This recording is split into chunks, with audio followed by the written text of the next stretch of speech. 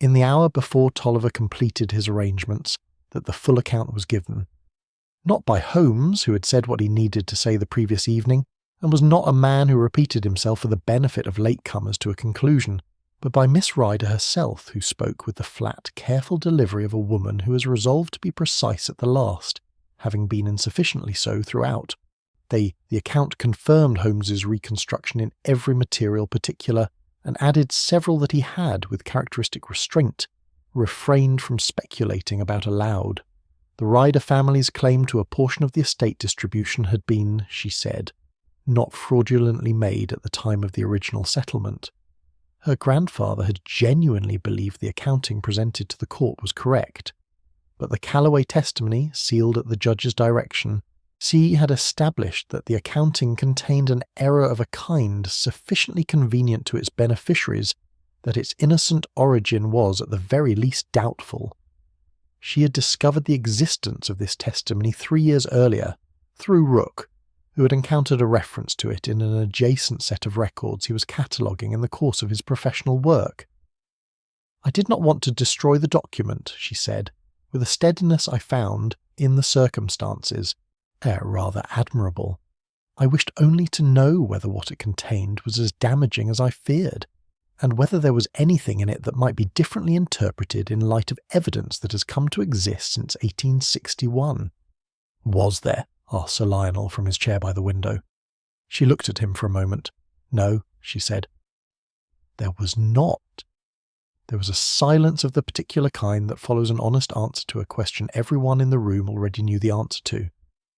Rook sat beside her with his hands folded on his knee and added nothing. He had, I thought, the manner of a man who had understood from the beginning that the scheme was likely to end here, in a room with a constable and a retired barrister and Sherlock Holmes. Tolliver led them out. He addressed himself to Miss Rider, and his tone was neither cold nor particularly warm, but had the quality of a man stating an observation that he considers useful, regardless of whether it is welcome. "The document cannot be suppressed," he said. "It will be opened in April, and its contents will be placed before the relevant authority. But I would observe that the difference between a family whose ancestor made a convenient error in 1861 and a family that attempted to obstruct a legal proceeding in 1893 is, in the eyes of any court, a very considerable one. The first is a matter of history. The second is a matter of present conduct. You had the first problem when you arrived here. You have now added the second." He paused. "Sir Lionel is not, I think, a man who pursues what he is not obliged to pursue. That is a consideration that may be of some value to you in the months ahead." He did not look at Sir Lionel when he said it, and Sir Lionel did not speak. But I saw the old barrister's hand tighten once on the arm of his chair, and I understood, as Holmes had understood before the thought had fully formed itself in my own mind, that the observation was not merely addressed to Miss Rider. They departed with Tolliver at 11. The gig carried them to the village, and the cob left its neat track in the snow down the centre of the lane. And within the hour Brackenridge Hall had contracted to its proper company: Sir Lionel, Hargreaves, the household staff, Prentice, who was remaining another day at Sir Lionel's pressing invitation, Holmes, and myself. Prentice took his leave of us after luncheon with genuine warmth, having recovered his spirits entirely and having the grace not to inquire too closely into the resolution of events beyond his own peripheral involvement. He shook Holmes's hand with a candour that I thought reflected well on him, and departed in a borrowed carriage toward the station with every appearance of a young man who has received an education he had not known he was enrolled for. Holmes and I walked in the park that afternoon.